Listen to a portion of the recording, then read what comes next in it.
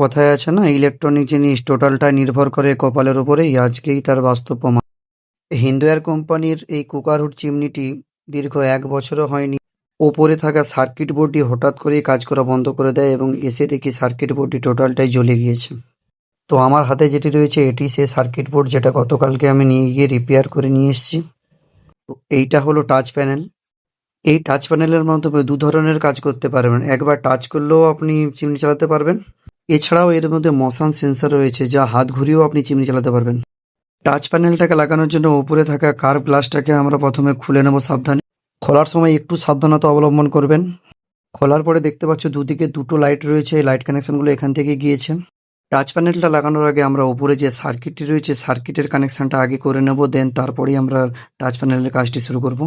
একটি গুরুত্বপূর্ণ কথা বলে রাখি, এই কানেকশন করার সময় অবশ্যই খেয়াল রাখবে যে যার সঙ্গে যেই পয়েন্টটি রয়েছে সেই পয়েন্টেই জুড়বে, কেন অন্য পয়েন্টে যদি জোড়া হয়ে যায় সার্কিটটা আবার ব্রেকডাউন করতে পারে। সার্কিট কানেকশন করার সময় লো, মিডিয়াম, হাই এই তিনটে স্পিড একটু ভালো মতো চেক করে নেবে, কারণ তিনটে স্পিড যদি ওলট পালট হয়ে যায় তখনই সার্কিটের প্রবলেম হতে পারে। মোটরের স্পিডটাই চেঞ্জ হয়ে যাবে। সো ফাইনালি দেখতে পাচ্ছ সমস্ত তারগুলো আমি সার্কিটের মধ্যে অ্যাডজাস্ট করে নিয়েছি। এবার সার্কিটটাকে যেখানে ছিল ওখানটায় বসিয়ে দেবো ঠিকঠাকভাবে। সার্কিট লাগানোর কাজ আমাদের কমপ্লিট হয়ে গেল।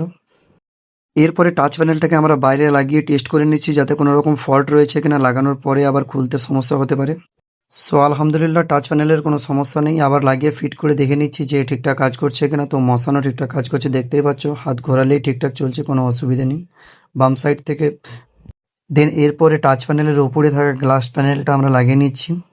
এটা লাগানো হয়ে গেলেই আমাদের চিমনির কাজ টোটালটাই কমপ্লিট হয়ে যাবে। তারপর আমি ডেমনস্ট্রেশন দেখিয়ে দেবো যে চিমনিটা ঠিকঠাকভাবে কাজ করছে কিনা। চিমনিটা চালানোর আগে উপরে যে পাইপটা খোলা ছিল সেই পাইপের কানেকশনটা ঠিকঠাকভাবে করে নিচ্ছি যাতে কোনো লিকেজ না করে। প্রথমে অন করে নিলাম, তারপরে দেখো লাইট জ্বলছে। একে হচ্ছে, তারপরে 2, 3, low, medium, high, light off, light on, আর পাওয়ার অফ, পাওয়ার অন। তো তারপরে কাস্টমার যেটা সব থেকে বেশি পছন্দ করে সেটা হলো মোশন সেন্সার। বাম দিক থেকে ঘোরালে অন হবে, ডান দিক থেকে ঘোরালে অফ হয়ে যাবে। দেখো চিমনিটা অফ হয়ে গেল। তো এই ছিল আজকের ভিডিও। যদি ভিডিওটি ভালো লেগে থাকে প্লিজ একটি লাইক এবং একটি কমেন্ট করে যাবেন।